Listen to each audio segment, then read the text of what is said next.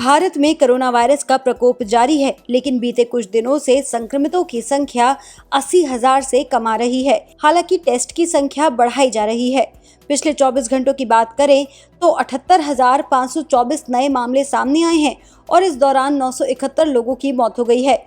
भारत में कुल संक्रमितों का कुल आंकड़ा 68,35,656 पहुंच गया है। हालांकि भारत में एक्टिव मामले 9,02,000 से ज्यादा हैं। वहीं अब तक ठीक होने वालों की संख्या 58,27,705 है। आपको बता दें कि स्वास्थ्य मंत्रालय के मुताबिक भारत में अब तक कोरोना वायरस की चपेट में आकर 1,05,526 लोगों की मौत हो चुकी है। भारत में कोरोना मरीजों की रिकवरी दर में लगातार बढ़ोतरी हो रही है। ये 85.25% पर पहुंच गई है। बता दें कि कोविड-19 से मृत्यु दर में गिरावट भी दर्ज की गई है। ये अब 1.54% है। वहीं आईसीएमआर के अनुसार देश में 7 अक्टूबर तक कोविड के 8,34,65,000 से ज्यादा कोरोना वायरस के टेस्ट हो चुके हैं। बीते 24 घंटे में 11,94,000 नमूनों की जांच की गई थी। विशेषज्ञों की माने तो सर्दियों में कोरोना के मामलों में इजाफा हो सकता है। ऐसे में केंद्र सरकार कोरोना के खतरे के प्रति लोगों को नए सिरे से जागरूक करने और इससे बचने के लिए जारी दिशा निर्देशों के पालन के लिए प्रेरित करने को अभियान शुरू करेगी। केंद्रीय सूचना प्रसारण मंत्री प्रकाश जावड़ेकर ने बताया कि इस अभियान में स्थानीय स्तर पर पोस्टर, होर्डिंग के साथ ही सोशल, प्रिंट और इलेक्ट्रॉनिक मीडिया में बड़े पैमाने पर प्रचार प्रसार किया जाएगा।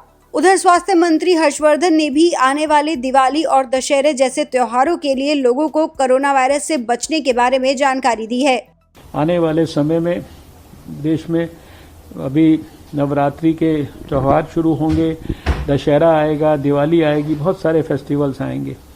हमारी धार्मिक भावना के बावजूद अगर हम हमारे और समाज के प्राण की रक्षा के लिए भी उस फेस्टिवल को सेलिब्रेट करते समय इन बातों का ध्यान रखेंगे तो मैं समझता हूं कि यही शायद आज की सबसे बड़ी ज़रूरत है, यही हम सबकी सबसे बड़ी प्राथमिकता है और यही शायद हमारे लिए देश और समाज के लिए और मानवता के लिए सबसे बड़ी सेवा हो सकती है।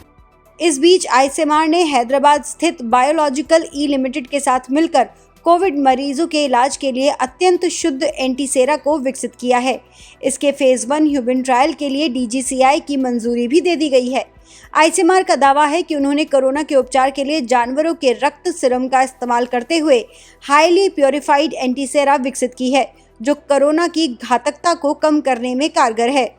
We have also developed with biological event, we have developed horse sera, which may also be considered, and now we have completed some animal studies on horse sera, where we have predictive dose of antibodies in that, in an ampule, and that once the dose is predictable in that, we have just got clearance for a clinical trial for this horse sera, and we should be able to answer details on that as well.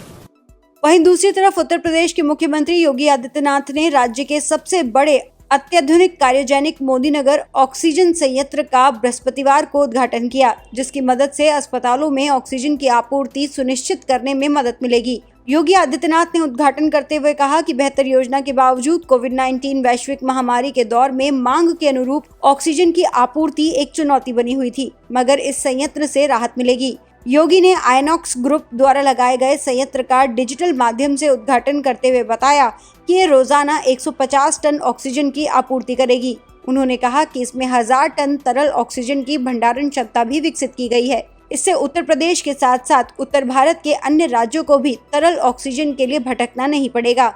वहीं एक शोध में सामने आया है कि यदि mask लगाते हैं तो मास्क लगाने से कोरोना वायरस के नए मामलों में 25% तक कमी आती है।